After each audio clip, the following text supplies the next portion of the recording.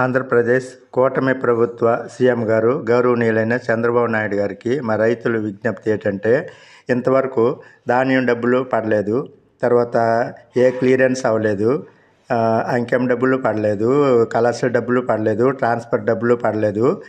తర్వాత 48 గంటల్లో అన్నారు. 48 గంటలు అయిపోయి ఎన్ని రోజులు అయింది, ఇంతవరకు అమౌంట్ పడలేదు. కాకపోతే ధాన్యం డబ్బులు పడితే కాదు, దానికి తగ్గట్టు ఆ ఖర్చులు కూడా పడాలి. దీనికి పరిష్కారం ఏంటంటే, డబ్బులు లేవు అనడం కాదు సార్. మీరు చేయవలసింది, ఇప్పుడు ఉద్యోగస్తులు తల్లిదండ్రులు ఉన్నారు. ఉద్యోగస్తుల తల్లిదండ్రులు 60 సంవత్సరాలు అయిన తర్వాత పెన్షన్లు ఇస్తున్నారు. అవి అవసరమా? వాళ్ళకి ఉద్యోగాలు ఉండి 70-80 వేలు, ₹1,00,000, 2 లక్షలు జీతాలు తెచ్చుకొని తల్లిదండ్రులు పెంచుకోలేరా? వాళ్ళు చూడలేరా? అలాంటప్పుడు మీరు ఒక వేరే ప్లాన్ చేయండి.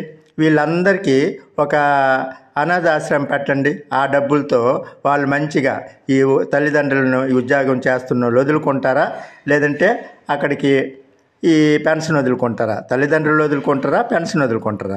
వీళ్ళకి చాలామంది ఉన్నారు. చాలామంది అంటే మీరు పేదవాళ్ళకి, రైతుల తల్లిదండ్రులకి, ఉద్యోగాలు లేని తల్లిదండ్రులకి, తర్వాత వీళ్ళకి పెన్షన్ ఇవ్వచ్చు, వృద్ధాప్య పెన్షన్ ఇవ్వచ్చు. ఇంకా అందులో కూడా చాలామంది అంటే తప్పుడు ఇవి కార్డులు కూడా చేసుకుంటున్నారు. వయసు అవ్వకుంటే 60 సంవత్సరాలు అవ్వకుంటే చాలామందికి తీసుకుంటున్నారు.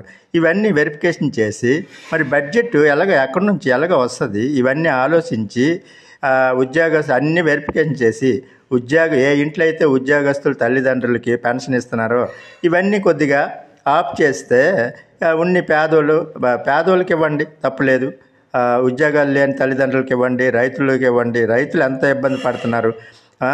కేవలం రైతు పని చేసి దాని మీద ఆధారపడిన వాళ్ళు, ఏ బిజినెస్ లేని వాళ్ళు ఎంత ఇబ్బంది పడుతున్నారు. ఇప్పటి వరకు మిల్లుల వాళ్ళు డబ్బులు లేవంటున్నారు, టార్గెట్ అయిపోయింది అంటున్నారు, ధాన్యాలకు సేకరణ అవ్వట్లేదు.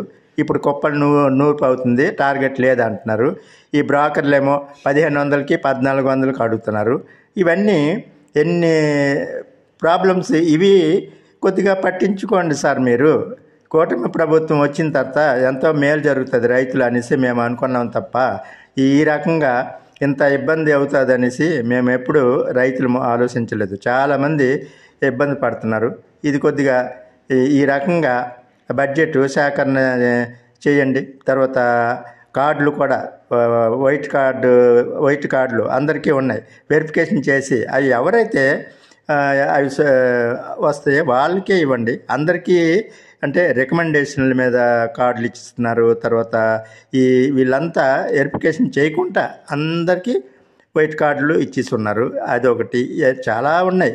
ఇవి మంచిగా వెరిఫికేషన్ చేసి కంట్రోల్ చేస్తే ఫండ్ ఎందుకు ఉండదు, బడ్జెట్ బోర్డు ఉంటుంది.